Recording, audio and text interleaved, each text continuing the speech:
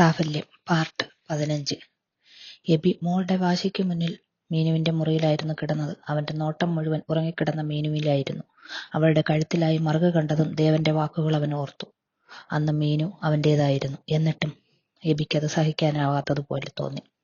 അവളെ അറിയാൻ തന്റെ മനസ്സിന്ന് ആഗ്രഹിക്കുന്നു. പക്ഷെ അവൾ ഒരിക്കലും അത് അംഗീകരിക്കില്ല. അവൻ ഉറക്കമില്ലാതെ മുറിയിൽ വന്ന് കിടന്നു. കാലത്ത് തന്നെ പോവാൻ റെഡിയാവുമ്പോഴാണ് അമ്മ അവനരികിലേക്ക് വന്നത്. അമ്മ എന്താ പതിവില്ലാതെ? എന്തെങ്കിലും പറയാൻ ഉണ്ടോ? അങ്ങനെ പറയാനുണ്ടെങ്കിലല്ലേ അമ്മ ഇങ്ങനെ വരാറുള്ളൂ. എനിക്കറിയാം, എബി പറഞ്ഞു. എന്താ നിന്റെ ഉദ്ദേശം? എനിക്കെന്തുദ്ദേശം അമ്മേ? നീ കെട്ടിക്കൊണ്ടുവന്ന പെണ്ണിന്റെ കാര്യമാണ് ഞാൻ ചോദിക്കുന്നത്.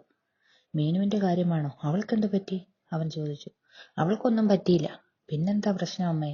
നീ മീനുവിനെ നിന്റെ മോളുടെ അമ്മയായിട്ടാണ് ഇങ്ങോട്ട് കൊണ്ടുവന്നത്. പക്ഷേ ഇന്നവൾ അവളുടെ ആദ്യ ഭർത്താവിന്റെ കുഞ്ഞിന്റെ അമ്മയാണ്. അവനാണെങ്കിൽ ആ 2 അവകാശവും പറഞ്ഞ് ഇടയ്ക്കിടയ്ക്ക് ഇങ്ങോട്ട് വരാറുമുണ്ട്. അമ്മ പറഞ്ഞു നിർത്തി. അമ്മ പേടിക്കണ്ട, ഇനി അവൻ ഈ വഴിക്ക് വരില്ല. വന്നാൽ എന്താ ഉണ്ടാവുക എന്ന് അവന് നന്നായി അറിയാം, എബി പറഞ്ഞു. നീ അവനെ ഭീഷണിപ്പെടുത്തി എന്ന് കരുതി അവൻ കുറച്ചു ദിവസം മാറി നിൽക്കുമായിരിക്കും. പക്ഷേ അവൻ എന്നേക്കുമായി അവളെ ഉപേക്ഷിക്കും എന്നൊന്നും എനിക്ക് തോന്നുന്നില്ല മോനെ.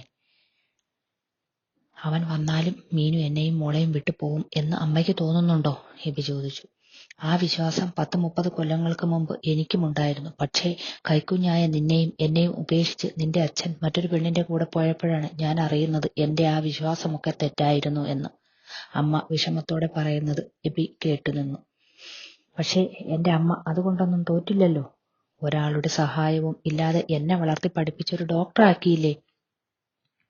ഒറ്റയ്ക്ക് ജീവിക്കുന്ന ഒരു സ്ത്രീ അനുഭവിക്കേണ്ടി വരുന്നതെല്ലാം തരണം ചെയ്ത അമ്മ ഇവിടം വരെ എത്തിയത്. എന്നാൽ ഇപ്പോൾ എന്റെ മോന്റെ ജീവിതം കൂടി അങ്ങനെയായിത്തീരുന്നത് കാണാൻ ഞാൻ ആഗ്രഹിക്കുന്നില്ല മോനെ, അമ്മ വിഷമത്തോടെ പറഞ്ഞു. അതിന് മാത്രം ഇപ്പൊ എന്താ ഉണ്ടായത് അമ്മേ? ഇപ്പൊ എന്റെ ജീവിതം വളരെ ഹാപ്പിയാണ്. അത് അമ്മയ്ക്കും അറിയില്ലേ? അത് താൽക്കാലികമാകരുത് എന്നാണ് ഈ അമ്മ പറയുന്നത്. നിനക്ക് മനസ്സിലാകുന്നുണ്ടോ? എബി അമ്മ പറയുന്നതൊന്നും മനസ്സിലാക്കാതെ ഇരുന്നു. നിന്നെയും ചിന്നുമോളെയും ഉപേക്ഷിച്ച് സാന്ദ്ര പോയപ്പോൾ ഞാൻ തകർന്നു പോയതാ. എന്റെ അതേ അവസ്ഥ നിനക്ക് വരുമോ എന്നോർത്ത്. അതുകൊണ്ട് മാത്രമാ മോൾക്ക് വേണ്ടിയാണെന്ന് പറഞ്ഞ് നിന്നെ ഞാൻ മറ്റൊരു വിവാഹത്തിന് നിർബന്ധിച്ചത്. പക്ഷേ അവിടെയും എനിക്ക് പിഴച്ചു. മീനു ഗർഭിണിയാണെന്ന് കേട്ടപ്പോൾ എന്ത് ചെയ്യണം എന്ന് എനിക്ക് തന്നെ ചിന്തിക്കാൻ വയ്യായിരുന്നു. പക്ഷേ നീ അവളെ കരുതലോടെ നോക്കുന്നത് കണ്ടപ്പോൾ അമ്മയ്ക്ക് വളരെ സന്തോഷമായി മോനെ. അതുകൊണ്ടെങ്കിലും എന്റെ മോൻ അവളോടടുത്തല്ലോ. എല്ലാം ശരിയാകും എന്ന് കരുതി ഞാൻ കാത്തിരുന്നു. പക്ഷെ ഇപ്പോഴും നിങ്ങൾ അന്യരായാണ് ജീവിക്കുന്നത്. ഇനിയും അത് നിന്റെ ജീവിതത്തെ ഒറ്റപ്പെടുന്ന അവസ്ഥയിൽ കൊണ്ടെത്തിക്കരുത്. മീനു സാന്ദ്രയെ പോലെ അല്ലെന്ന് അമ്മയ്ക്ക് അറിയില്ലേ? ഒരുപാട് വിഷമങ്ങൾ അനുഭവിച്ചാണ് അവൾ എന്റെ ജീവിതത്തിലേക്ക് വന്നത്. അതുകൊണ്ട് തന്നെ ഒരാളെയും മനസ്സറിഞ്ഞു വേദനിപ്പിക്കാൻ അവൾക്ക് കഴിയില്ല അമ്മേ. പക്ഷേ അവൾ വേറൊരുത്തന്റെ ഭാര്യയായിരുന്നു. അവന്റെ കുഞ്ഞാണ് അവളോടൊപ്പമുള്ളത്. ആ പേരും പറഞ്ഞ് അയാൾ ഇടയ്ക്ക് ഇങ്ങോട്ട് വരാറുമുണ്ട്. അവൾ 5 വർഷക്കാലം കഴിഞ്ഞത് അവനോടൊപ്പമാണ്. ഏതെങ്കിലും ഒരു സാഹചര്യത്തിൽ അവൾ അവനോടൊപ്പം ഇറങ്ങിപ്പോവില്ലെന്ന് ഉറപ്പ് പറയാൻ പറ്റുമോ നിനക്ക്? മീനു ഒരിക്കലും അങ്ങനെ ചെയ്യില്ലമ്മേ, എനിക്ക് ഉറപ്പുണ്ട്, എബി പറഞ്ഞു. ആ ഉറപ്പിന് വേണ്ടിയാ അമ്മ പറയുന്നത്. നീയും മീനുവും ഭാര്യ ഭർത്താക്കന്മാരായി മക്കളുടെ മുൻപിൽ ജീവിച്ചാൽ പോരാ, യഥാർത്ഥത്തിലും അങ്ങനെ ജീവിക്കണം. നിങ്ങൾക്ക് രണ്ടാൾക്കുമായി ഒരു കുഞ്ഞുകൂടി ഉണ്ടാവണം അമ്മേ. അത് മീനു അവൾ എപ്പോഴും ഈ ജീവിതവുമായി പൊരുത്തപ്പെട്ടിട്ടില്ലെന്നാ എനിക്ക് തോന്നുന്നത്, എബി പറഞ്ഞു. അതിനുവേണ്ടി കാത്തിരുന്നാൽ അവളെ നിനക്ക് നഷ്ടമാകും മോനെ. അതുകൊണ്ടാ ഈ അമ്മ ഇത് പറയുന്നത്. ഒരിക്കൽ സാന്ദ്രയുടെ മനസ്സിൽ മറ്റൊരാളാണെന്ന് അറിഞ്ഞിട്ടും ഒരുമിച്ചുള്ള ജീവിതത്തിൽ അവൾ എല്ലാം മറക്കും എന്ന് കരുതി. പക്ഷേ ഒരു മോളെ തന്നിട്ട് അവൾ അവളുടെ വഴിക്ക് പോയി. അതിനേക്കാളൊക്കെ ഭേദം ഇങ്ങനെ ജീവിക്കുന്നതല്ലേ അമ്മേ. ഈ അമ്മ വെറുതെ ഒന്നും പറയില്ല മോനെ. മനസ്സ് മാത്രം ഒന്നായാൽ അതിന്റെ താളപ്പിഴകൾ എല്ലാം മാറ്റിമറിക്കും. ഏതെങ്കിലും ഒരു നിർനിമിഷം മതി അത് മാറി ചിന്തിക്കാൻ. എബി എന്ത് ചെയ്യണം എന്നറിയാത്ത അവസ്ഥയിൽ ഇരുന്നു. മോൻ വിഷമിക്കണ്ട, മീനു അങ്ങനെ ഒരു പെണ്ണല്ലെന്ന് നിന്നെപ്പോലെ തന്നെ എനിക്കും അറിയാം. പക്ഷേ സാഹചര്യമാണ് മോനെ മനുഷ്യരെ കൊണ്ട് ചില തീരുമാനങ്ങൾ എടുപ്പിക്കുന്നത്.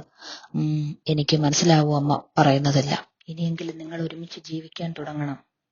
എബി ഒന്ന് മൂളി. അമ്മ ഇറങ്ങിയതും അവൻ അവളോടൊപ്പമുള്ള പുതിയ ജീവിതത്തിന്റെ ചിന്തകളിലായിരുന്നു. മക്കൾ ഉറങ്ങുന്നതിന് മുന്നേ വരുവോ? ഇറങ്ങാൻ നേരമാണ് മീനു അവനോടായി ചോദിച്ചത്. അതിനവൻ പുഞ്ചിരി കൊണ്ട് അവളെ ഒന്ന് നോക്കി. വരണോ? പിന്നെ വേണ്ടേ, മക്കൾക്കില്ലെങ്കിൽ അച്ഛനെ തിരിച്ചറിയാതെ പോകും. ഭാര്യയ്ക്കും അങ്ങനെ ആവോ?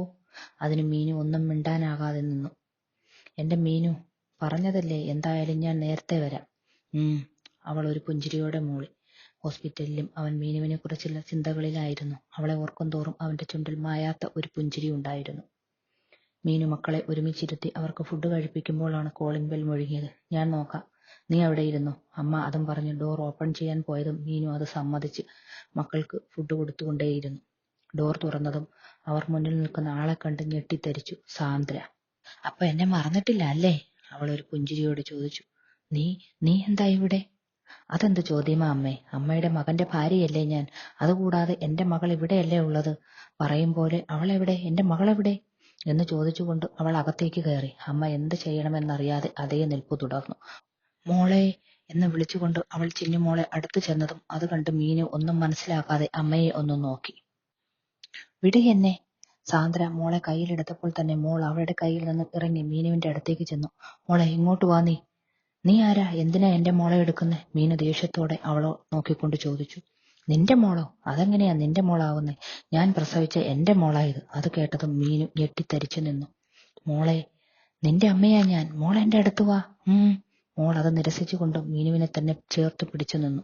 മീനു വിഷമത്തോടെ ആണെങ്കിലും മോളെ ചേർത്ത് പിടിച്ചു. അമ്മയാണെന്ന് പറഞ്ഞ് മനസ്സിലാക്കിയിട്ടും മോൾക്ക് നിന്നെ വേണ്ട സാന്ദ്ര. ഇനിയും ഇവിടെ നിന്ന് നാണം കെടാതെ പോകാൻ നോക്ക്, അമ്മ അവളെ നോക്കി പുച്ഛത്തോടെ പറഞ്ഞു. ഞാൻ എങ്ങോട്ട് പോകാൻ? ഇത് എന്റെ ഭർത്താവിന്റെ വീടാണ്. എന്റെ മോളും ഇവിടെയാ. പിന്നെ ഞാനായിട്ട് എന്തിനകന്നു നിൽക്കണം? ഇത്തിരി പോന്ന കുഞ്ഞിനെ ഇട്ട് സ്വന്തം സുഖം തേടി പോയവളല്ലേ നീ. ഇപ്പോഴാണോ നിനക്ക് ഭർത്താവിനെയും മോളെയും ഓർമ്മ വന്നത്? അമ്മ ചോദിച്ചു. എന്റെ മോളുടെ രണ്ടാനമ്മയല്ലേ ഇവൾ.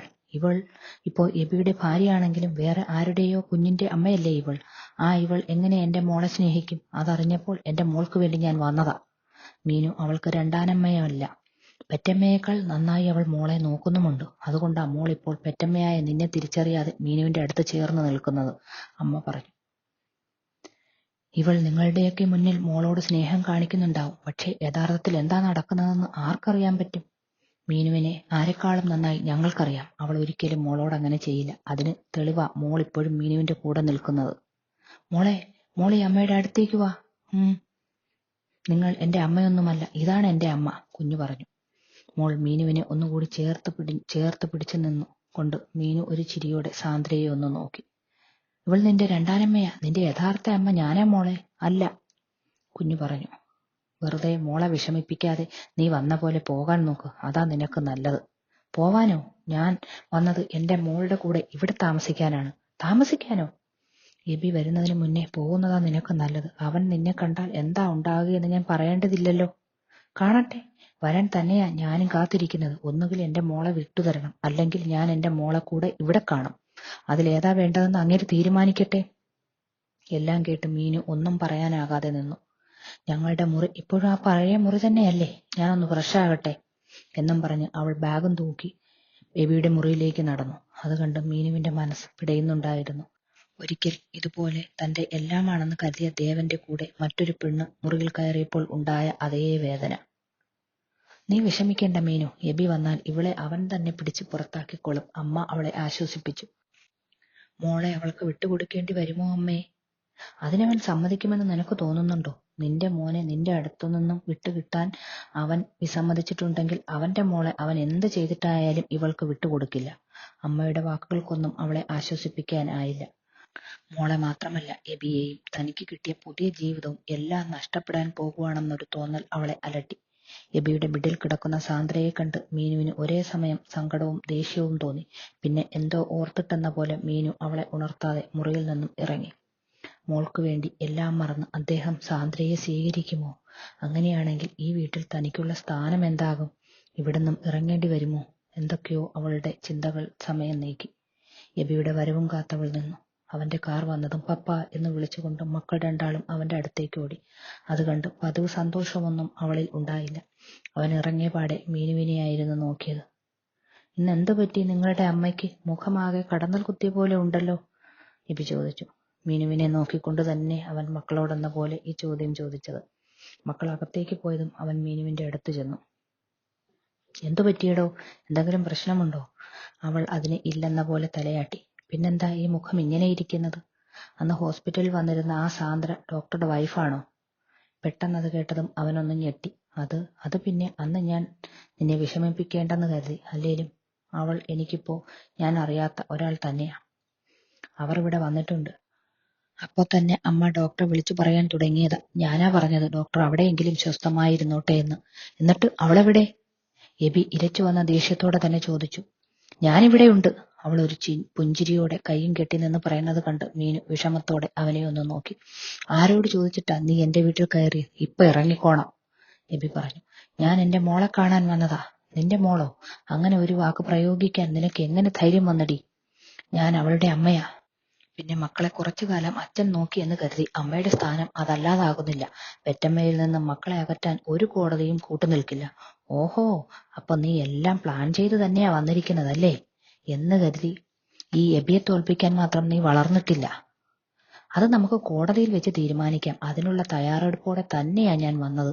അതിന് ഒരു തീരുമാനമാകുന്നത് വരെ എനിക്ക് മോളോടൊപ്പം കഴിയാനുള്ള അവകാശവും ഞാൻ കോടതി മുഖേന വാങ്ങിയിട്ടുണ്ട്. ദാ നോക്കിക്കോ. എന്റെ അനുവാദം ഇല്ലാതെ നീ ഇവിടെ താമസിക്കുന്നത് എനിക്കൊന്ന് കാണണം. എബി അവൾക്കരികിൽ അത്യന്തം ദേഷ്യത്തോടെ നടന്നെടുത്തതും മീനു അവന്റെ കയ്യിൽ പിടിച്ചു നിർത്തി. വേണ്ട ഡോക്ടർ, വെറുതെ പ്രശ്നമൊന്നും ഉണ്ടാക്കണ്ട. മോളെ അവകാശത്തിൽ തീരുമാനമാകുന്നത് വരെ ഇവിടെ കഴിയാനുള്ള അവകാശം അവർക്കുണ്ട്. നമ്മുടെ മോളുടെ അവകാശവും പറഞ്ഞു മറ്റൊരാളും കടന്നു വരുന്നത് എനിക്ക് സഹിക്കാനാകില്ല മീനു. നമ്മുടെ മോൾ എന്ന് അവളോടല്ല പറയേണ്ടത്, എന്നോടാ. എബിയുടെ പറച്ചിലുകളുടെ തോന്നുമല്ലോ അവളാണ് മോളെ പ്രസവിച്ചതെന്ന്. മോൾക്ക് ജന്മം നൽകിയില്ലെന്നേ ഉള്ളൂ. മോൾക്ക് പക്ഷേ എന്നും അമ്മ ഇവൾ തന്നെയാ. ആ അവകാശം ഞാൻ മറ്റൊരാൾക്കും വിട്ടുകൊടുക്കില്ല. കൊള്ളാം, എബിയുടെ മുന്നിൽ ഇവളുടെ ഡ്രാമ, മോളോടുള്ള സ്നേഹം, ഇതൊക്കെ. അതും വിശ്വസിച്ച് എന്നോട് തർക്കിക്കാൻ വരണ്ട. ഇവൾക്കുണ്ടായ കുഞ്ഞ് എബിയുടേതാണെന്ന് കരുതിയ അന്ന് ഹോസ്പിറ്റലിൽ വെച്ച് ഞാൻ എന്റെ മോളെ കൊണ്ടുപോകാതിരുന്നത്. അന്നേ അറിഞ്ഞിരുന്നെങ്കിൽ മോളെയും കൊണ്ടേ ഞാൻ അന്ന് അവിടെ നിന്ന് പോകുമായിരുന്നുള്ളൂ. അതാണെങ്കിൽ ആദ്യ ഭർത്താവിന്റെ അനിയന്റെ കൊച്ചും. ഇവളെ അല്ലാതെ എബിക്ക് രണ്ടാം കെട്ടിന് വേറെ പെണ്ണിനെ ഒന്നും കിട്ടിയില്ലേ? മീനുവിന്റെ കണ്ണുകൾ നിറഞ്ഞു വന്നു. മനസ്സുകൊണ്ട് പോലും അങ്ങനെ ഒരു തെറ്റ് ഞാൻ ചെയ്തിട്ടില്ല. മോനു വേണ്ടി മാത്രമാണ് അങ്ങനെ ഒരു മഹാപാപം ചെയ്തത്. അതോർത്തപ്പോൾ അവൾക്ക് സ്വയം വെറുപ്പ് തോന്നി. അത് എന്റെയും എന്റെ ഭാര്യയുടെയും കാര്യം. അതിൽ നീ തലയിടേണ്ട, എബി പറഞ്ഞു. എനിക്ക് അതിനൊരു താല്പര്യവുമില്ല. ഇനിയിപ്പോൾ ഇവൾ എബിയുടെ കൂടെ ജീവിച്ചിട്ട് വേറെ ആരുടെയെങ്കിലും കുഞ്ഞിനെ പ്രസവിച്ചാലും എബി കണ്ണു അടച്ചത് വിശ്വസിക്കും, അതിനെ സ്വീകരിക്കുകയും ചെയ്യും. അതാ ഇവളുടെ മിടുക്ക്. ഞാൻ എന്തായാലും അത്തരത്തിലൊന്നും തരം താണിട്ടില്ല എബി. ഞാൻ എബിയുടെ കൂടെ ജീവിച്ചതിന് എബിയുടെ കുഞ്ഞിനെ തന്നെയാ പ്രസവിച്ചത്, അല്ലാതെ കണ്ടവന്റെ കുഞ്ഞിനെയല്ല. ദേ, ഇനി നീ ഇവളെപ്പറ്റി വല്ലതും പറഞ്ഞാലുണ്ടല്ലോ, ഞാനത് കേട്ടു നിന്നെന്ന് വരില്ല. കാരണം ഇവൾ നിന്റെ അത്രയും തരം താണിട്ടില്ലെന്ന് എനിക്കറിയാം. സ്വന്തം കുഞ്ഞിനെ പോലും ഉപേക്ഷിച്ച് കാമുകന്റെ കൂടെ ഇറങ്ങിപ്പോയവളല്ലേടി നീ. ശരിയാ, എന്റെ ബുദ്ധിമോശം കൊണ്ട് അന്നങ്ങനെ സംഭവിച്ചു പോയി എന്ന് കരുതി കണ്ടവരുടെ കൂടെ കിടന്നൊരു കൊച്ചിനെയും കൊണ്ടല്ല ഞാൻ വന്നത്. അതൊക്കെ കേട്ട് മീനുവിന് സങ്കടം സഹിക്കാനാകാത്തതുപോലെ തോന്നി. നീ ഇവളെ ആക്ഷേപിക്കാൻ വേണ്ടിയാണോ വന്നത്? ഞാൻ എന്റെ മോൾക്ക് വേണ്ടിയാ വന്നത്. അതിന് തടസ്സം ഇവളല്ലേ. അതുകൊണ്ടാ ഇവളുടെ ഗുണങ്ങളൊക്കെ ഞാൻ എടുത്തു പറഞ്ഞത്. അതിന് എങ്ങനെയാ ഇവൾ തടസ്സമാകുന്നത്? ഞാൻ എന്റെ മോളെ നിനക്ക് തന്നിട്ടു വേണ്ടേ? മോളെ കാര്യത്തിൽ എബിക്കുള്ള അതേ അവകാശം തന്നെ എനിക്കുമുണ്ട്. എങ്കിൽ നീ ആ അവകാശം വെച്ച് മോളെ നേടിയെടുക്കാൻ പറ്റുമോ എന്ന് നോക്ക്. എബി പറയുന്നത് കേട്ട് മീനു ദയനീയമായി അവനെ ഒന്ന് നോക്കി. നീ വാ മീനു. അവൻ മീനുവിനെയും കൊണ്ട് മുറിയിലേക്ക് നടന്നു. ഡോക്ടർ എന്തിനാ അവരോട് ഇങ്ങനെയൊക്കെ പറഞ്ഞത്? അവൾ ഒരമ്മയല്ലേ. കുഞ്ഞിനെ അവൾക്ക് കൊടുക്കേണ്ടെന്ന് കോടതി പറയൂ? അതോർക്കൊന്ന് ടെൻഷൻ ആവേണ്ട, അതിനുള്ള വഴിയൊക്കെ എനിക്കറിയാം. അവന് അത്രയും ഉറപ്പോടെ പറയുന്നത് കേട്ട് മീനു ഒന്ന് ആശ്വസിച്ചു. മീനു എബിക്കുള്ള ഫുഡ് എടുത്തുകൊണ്ട് അവനരികിലായി വന്നിരുന്നു. തൊട്ടടുത്തായി സാന്ദ്രയും വന്നിരുന്നതോടെ മീനുവിന്റെ മുഖം താണു. അവളെ കണ്ട ഭാവം നടിക്കാതെ അവൻ ഫുഡ് കഴിച്ച് എണീറ്റുപോയി. നീ എന്താ ഇവിടെ? അവൻ മുറിയിലേക്ക് വരുമ്പോൾ സാന്ദ്രയെ കണ്ട് ദേഷ്യത്തോടെ ചോദിച്ചു. ഞാനിവിടെ കിടക്കാൻ? ഇത് എന്റെ മുറിയാണ് എബി. എന്നെ വിവാഹം ചെയ്തു കൊണ്ടുവന്നപ്പോൾ നമ്മൾ ഈ മുറിയിലല്ലേ കിടന്നത്. ഓഹോ എന്ന് കരുതി ഇപ്പോഴും ഞാൻ നിന്നെ എന്റെ കൂടെ കിടത്തുമെന്ന് കരുതിയാണോ ഇങ്ങോട്ട് വന്നത്? അത് എബിയുടെ ഇഷ്ടം. എബിയും മീനുവും ഇതുവരെ ഒന്നായിട്ടില്ലെന്ന് എനിക്കറിയാം. അല്ലെങ്കിൽ നിങ്ങൾ ഇപ്പോഴും 2 മുറികളിലായി കിടക്കുമോ? അത് കേട്ടതും അവൻ ദേഷ്യത്തോടെ മുറിയിൽ നിന്നും ഇറങ്ങി. മക്കളെ ഉറക്കിക്കൊണ്ടിരുന്ന മീനുവിനരികിലായി അവൻ വന്നിരുന്നു. ഡോക്ടർ ഇതുവരെ ഉറങ്ങിയില്ലേ? ഇനി നമ്മൾ അങ്ങോട്ട് ഒരു മുറിയിലാണ് കഴിയാൻ പോകുന്നത്. എന്താ, നിനക്കതിൽ വിരോധമുണ്ടോ? അതിന് എനിക്കെന്താ വിരോധം? ഇത് സാറിന്റെ വീടല്ലേ. ആ ഒരു അധികാരത്തിലല്ല, നിന്റെ ഭർത്താവ് എന്ന അധികാരത്തിലാണ് ഞാൻ പറയുന്നത്. മീനു അതിന് തലയാട്ടി. മക്കൾ 2 പേരുടെയും ഇരുവശത്തുമായി അവർ കിടന്നു. മീനുവിന്റെ കൈകൾക്ക് മുന്നിൽ അവന്റെ കൈകൾ അമർന്നു. അത് മാറ്റാൻ അവൾക്കും ആ നിമിഷം തോന്നിയില്ല. അവനെ നോക്കി ഒരു പുഞ്ചിരിയോടെ അവൾ കിടന്നു.